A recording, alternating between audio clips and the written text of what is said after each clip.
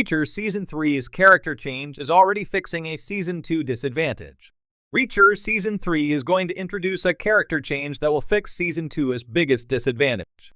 Starring Alan Ritchson as its titular lead, Amazon's Reacher does not drift too far from the story beats of its source material.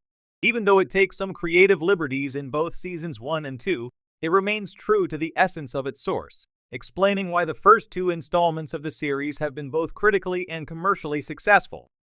Given how closely following the books has worked wonders for the first two seasons, it seems likely that Reacher Season 3 will tread the same path. The third season's casting choices, which seem perfect based on the character descriptions provided in Lee Child's Persuader, also seem to confirm this.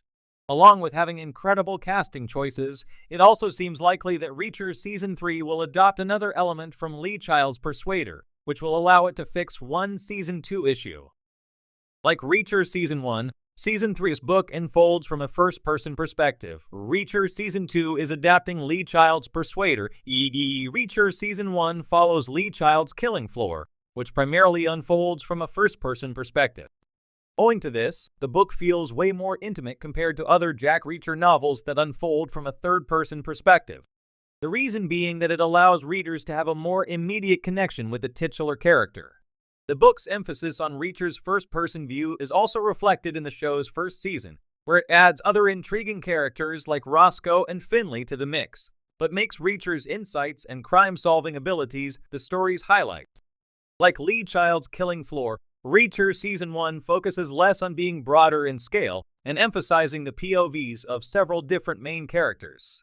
Instead, it leverages the immediacy of a single perspective.